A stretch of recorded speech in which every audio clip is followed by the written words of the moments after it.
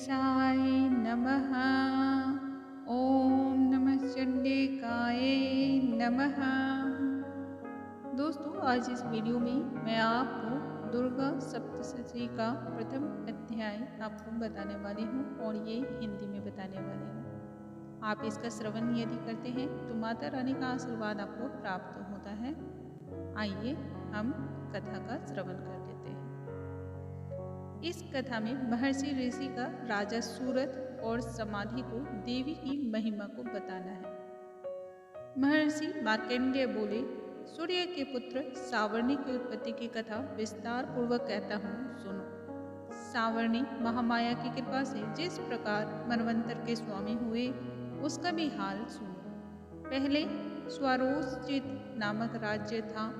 वह प्रजा को अपने पुत्र के समान मानते थे, तो भी कोला विध्वंसी राजा उनके शत्रु बन गए। दुष्टों को दंड देने वाले राजा सूरत की उनके साथ लड़ाई हुई।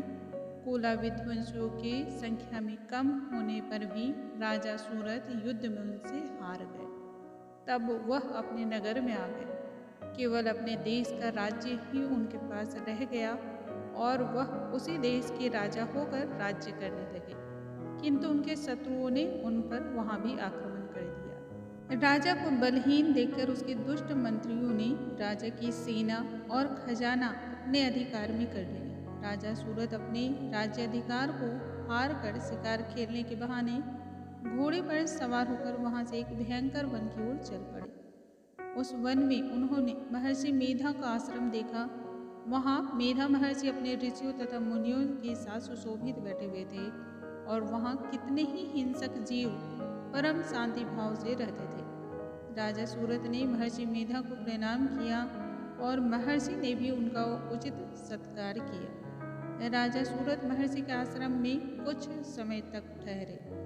अपने नगर की ममता के आकर्षण से राजा अपने मन में सोचने लगे, पूर्व काल में पूर्वजों ने जिस नगर का पालन किया था वह आज मेरे हाथ से निकल गया।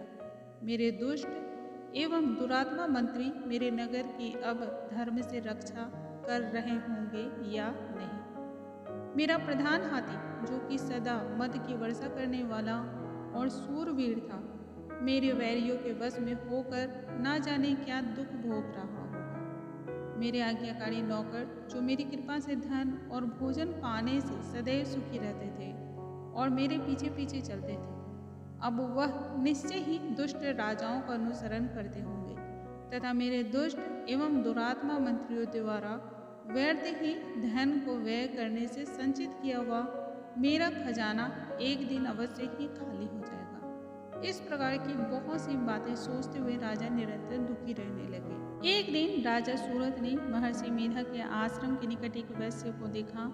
राजा ने उनसे पूछा, भाई तुम कौन हो?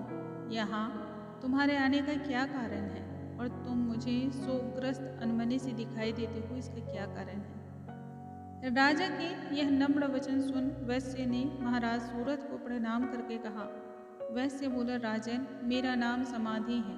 मैं धनियों के कुल में उत्पन्न एक वैश्य हूँ। मेरे दुष्ट स्त्री पुरुषों ने लोभ से मेरा सब धन छीन लिया है और मुझे घर से निकाल दिया है। मैं इस तरह से दुखी होकर इस वन में चला आया हूँ और यहाँ रहता हुआ मैं इस बात को भी नहीं जानता कि अब घर में इस समय सब कुशल हैं या नहीं। यहाँ मैं अपने परिवार का आचरण संबंधी कोई समाचार भी नहीं पा सकता कि वह घर में इस समय कुशलतापूर्वक है या नहीं।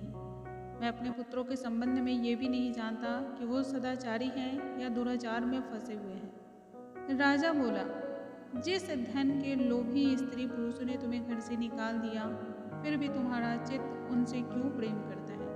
वैश्य ने कहा, मेरे विषय में आपका ऐसा कहना बिल्कुल ठीक है, किंतु मेरा मन इतना कठोर नहीं है। यद्यपि उन्होंने धन के लोभ में पड़कर पितृ स्नेह को त्याग कर मुझे घर से निकाल दिया है, तो भी मेरे मन में उनके लिए कठोरता नहीं आती है। हे महात्मते, मेरा मन फिर भी उसमें क्यों फंस रहा है, इस बात को जानता हुआ भी मैं नहीं जान रहा। मेरा चित्त उनके लिए दुखी है। मैं उनके लिए लंबी लंबी सांसें ले रहा हूँ। उन लोगों से प्रेम नाम को नहीं है, फिर भी ऐसे निःस्नेहियों के लिए मेरा हृदय कठोर नहीं होता है। महर्षि मार्कंडेय ने कहा, हे ब्राह्मण, इसके पश्चात महाराज सूरत और वो वैश्य दोनों महर्षि मेधा के समीप गए और उनके साथ यथा योग न्याय संभाषण करके दोनों ने वार्ता आरंभ की। राजा बोले, हे भगवान, मैं आपसे एक बात पूछना चाहता हूँ, सो आप कृपा करके बताइए। मेरा मन अधीन नहीं है, इससे मैं बहुत दुखी हूँ। राज्य धनादिक की चिंता अभी तक मुझे बनी हुई है। मेरी यह ममता ज्ञानियों की तरफ बढ़ती ही जा रही है और यह समाधि नामक वैश्य भी अपने घर से अपमानित होकर आया है। इसके स्वजनों ने भी इसे त्याग दिया है। स्वजनों से त्यागा हुआ भी यह उनसे हार्दिक प्रेम रखता है। इस तरह हम दोनों ही दुखी हैं। हे महाभाग, उन लोगों के अवगुणों को देखकर भी हम दोनों के मन में उनके लिए ममता जनित आकर्षण उत्पन्न हो रहा है। हमारे ज्ञान रहते हुए भी ऐसा क्यों है? अज्ञानी मनुष्यों की तरह हम दोनों ये मूर्खता क्यों कर रहे हैं? महर्षि मेधा ने कहा, विषम मार्ग का ज्ञान सब जंतुओं को है। सबों के लिए विषय पृथक पृथक होते हैं। कुछ प्राणी दिन में नहीं देखते और कुछ रात को, परंतु कई ऐसे जीव हैं जो दिन तथा रात दोनों में देख सकते हैं। यह सत्य है कि मनुष्यों में ज्ञान प्रधान है, किंतु केवल मनुष्य ही ज्ञानी नहीं होता। पशु पक्षी आदि भी ज्ञान रखते हैं। जैसे यह पशु पक्षी ज्ञानी है, वैसे ही मनुष्यों का ज्ञान है। और जो ज्ञान मनुष्यों में है, वैसे ही पशु पक्षियों में भी है तथा अन्य बातें भी दोनों में एक जैसी ही पाई जाती है। ज्ञान होने पर भी इन पक्षियों की ओर तो देखो, अपनी भूख से पीड़ित बच्चों की चोंच में कितने प्रेम से अन्न के दाने डालते हैं। हे राजन, ऐसा ही प्रेम मनुष्यों में अपनी संतान के प्रति भी पाया जाता है। लोभ के कारण अपने उपकार का बदला पाने के लिए मनुष्य पुत्रों की इच्छा करते हैं और इस प्रकार मोह के गड्ढे में गिरा करते हैं। भगवान श्री हरि जो माया है, उसी से ये संसार मोहित हो रहा है। इसमें आश्चर्य की कोई भी बात नहीं है, क्योंकि वह भगवान विष्णु की योग निद्रा है। यह माया ही तो है जिसके कारण संसार मोह में जकड़ा हुआ है। यही महामाया भगवती देवी ज्ञानियों के चित्त को बलपूर्वक खींचकर मोह में डाल देती है और उसी के द्वारा संपूर्ण जगत की उत्पत्ति होती है। यही भगवती देवी प्रसन्न होकर मनुष्य को मुक्ति प्रदान करती हैं। यही संसार के बंधन का कारण है तथा संपूर्ण स्वरूप की भी स्वामिनी है। महाराज सूरत ने पूछा, भगवान, वह देवी कौन सी है जिसको आप महामाया कहते हैं? हे ब्राह्मण, वह कैसे उत्पन्न हुई और उसका क्या कार्य है? उसकी चरित्र कौन कौन से हैं? प्रभु, उसका जैसा प्रभाव हो, जैसा स्वरूप हो, वह सब ही कृपा कर मुझसे कहिए, मैं आपसे सुनना चाहता हूँ। महर्षि मेधा बोले, राजन, वह देवी तो नित्य स्वरूप है। उसके द्वारा यह संसार रचा गया है। तब भी जिसकी उत्पत्ति अनेक प्रकार से होती है, वह सब आप मुझसे सुनो। वो देवताओं को कार्य सिद्ध करने के लिए प्रकट होती है। उस समय वह उत्पन्न हुई कहलाती है। संसार को जलमय करके जब भगवान विष्णु योग निद्रा का आश्रय लेकर शीशैया पर सो रहे थे, तब मधु कैटव नाम के दो असुर उनके कानों के मैल से प्रकट हुए और वह ब्रह्मा जी को मारने के लिए तैयार हो गए। श्री ब्रह्मा जी ने जब उन दोनों को अपनी ओर आते देखा और यह भी देखा कि भगवान विष्णु योग निद्रा का आश्रय लेकर सो रहे हैं, तो उस समय श्री भगवान को जगाने के लिए उनके नेत्रों में निवास करने वाली योग निद्रा की स्तुति करने लगे। श्री ब्रह्मा जी बोले, हे देवी, तुम ही स्वाहा, तुम ही स्वधा और तुम ही वष्टकार हो। स्वर भी तुम्हारा ही स्वरूप है। तुम ही जीवन देने वाली सुधा हो। नित्य अक्षर प्रणव में अकार, उकार, मकार, इन तीनों में माताओं के रूप में तुम ही स्थित हो। इसके अतिरिक्त जो बिंद पथ अर्धमात्र है, जिसका के विशेष रूप से उच्चारण नहीं किया जाता, हे देवी, वह भी तुम ही हो। हे देवी, संध्या, सावित्री तथा परम जननी तुम ही हो। तुम इस विश्व को धारण करने वाली हो। तुमने ही इस जगत की रचना की है और तुम ही इस जगत का पालन करने वाली हो। तुम ही कल्प के अंत में सबको भक्षण करने वाली हो। हे देवी, जगत की उत्पत्ति के समय तुम ही सृष्टि रूपा हो, पालन काल में स्थित रूपा हो और कल्प के अंत में संहार रूप धारण कर लेती हो। तुम ही महाविद्या, महामाया, महामेधा, महारात्रि और मोहरात्रि हो। श्री ईश्वरी और बोध स्वरूपा बुद्धि भी तुम ही हो। लज्जा, पुष्टि, तुष्टि, शांति और क्षमा भी तुम ही हो। तुम खड्ग धारिणी, शूल धारिणी, घोर रूपा तथा गदा, चक्र, शंख और धनुष को धारण करने वाले हो। बाण, भुसुंडी और परिध यह भी तुम्हारे ही अस्त्र हैं। तुम सौम्य और सौम्यंतर हो।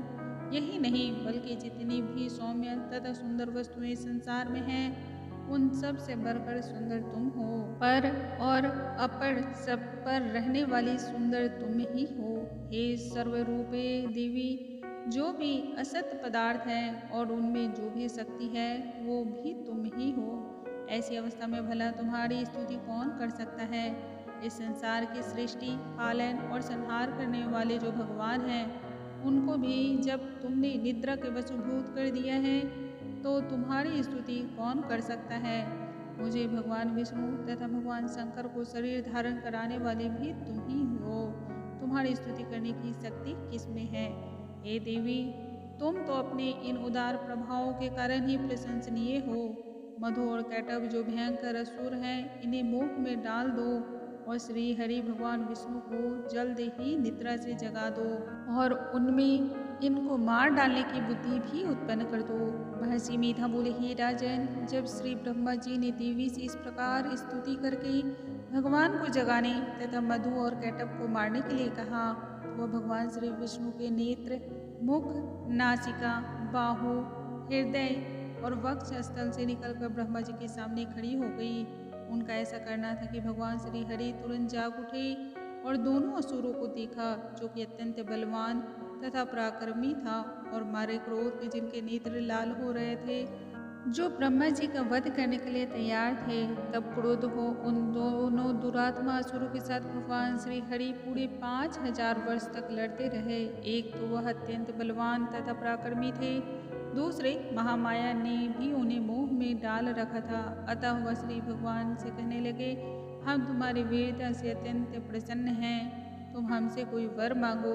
भगवान ने कहा, यदि तुम मुझ पर प्रसन्न हो तो अब तुम मेरे हाथों से मारे जाओ। बस इतना सा ही वर मैं तुमसे मांगता हूँ। यहाँ दूसरे वर से क्या प्रयोजन है।